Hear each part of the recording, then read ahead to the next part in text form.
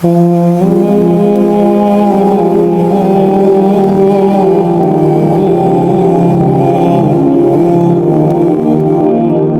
वालेकुम रहमतुल्लाहि व बरकातुहू। तारीख के झरोकों में रमज़ानुल मुबारक। तो आज हमने जो लिया है मौजू, इस सिलसिले में जो हिस्ट्री से हमने कुछ जवाहिर पारे निकाले हैं जहाँ पे वक्त खामोश है लेकिन असरात जो है वो वहीं के वहीं हैं, पूरे जोबन के साथ। इसका मौजू बनाया नदवतुल उलमा। आपको इल्म है कि ये अजीम इदारा जो है इसका क़याम 1312 हिजरी के रमज़ान में हुआ था। तो आज हम उसकी बात करते हैं।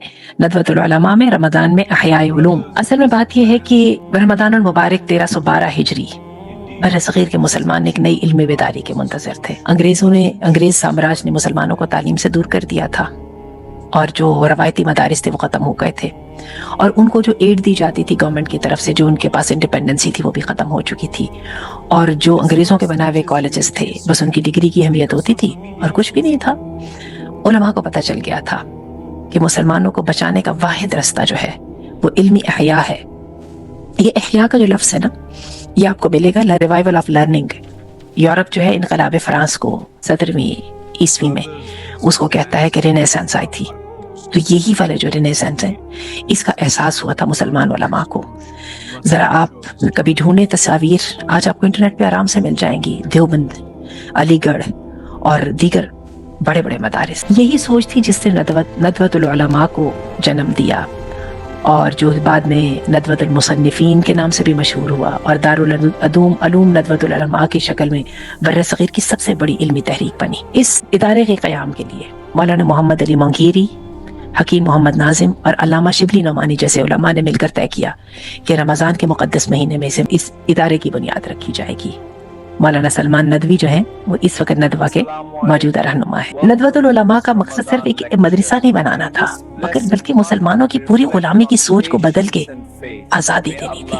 उलमा ने रमज़ान में बैठ के एक लायहा अमल तैयार किया कि कैसे कुरान और सुन्नत की रोशनी में जदीद तकाज़ों से और जदीद चैलेंजेस से ओहदा बरा हुआ जाए। नदवतुल उलमा की कदीम लाइब्रेरी की तस्वीर अगर आप देखें तो हैरत को मोहती है, कितनी हजारों के एतबार से किताबें हैं वहाँ पर।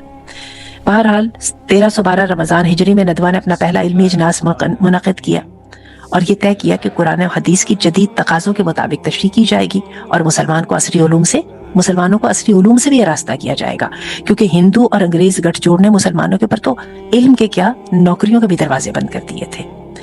अल्लामा अब्दुल हई हसनी लिखते हैं, इनकी किताब है तारीख नदवतुल उलमा। कहते हैं कि नदवतुल उलमा में रमज़ानुल मुबारक में बाकायदा दर्स कुरान का आगाज़ हुआ और ये दुरूस सिर्फ तलबा के लिए नहीं थे बल्कि आम मुसलमानों के लिए भी खुले थे और फिर रमज़ानुल मुबारक के पूरे महीने में ये सिलसिला जारी रहा। इसका मतलब है कि दौरा कुरान का जो तसव्वुर है ये वो वाला मुबारक तसव्वुर है जिसको आज भी हम फॉलो करते हैं। नदवी तहरीक जो है इसका असर कहाँ तक पहुंचा आप ये देखिए, इसने पूरे बर्र सगीर को मुतासिर किया। मौलाना अबुल हसन अली नदवी उन्होंने इस तहरीक को आलमी सतह पर पहुंचा दिया।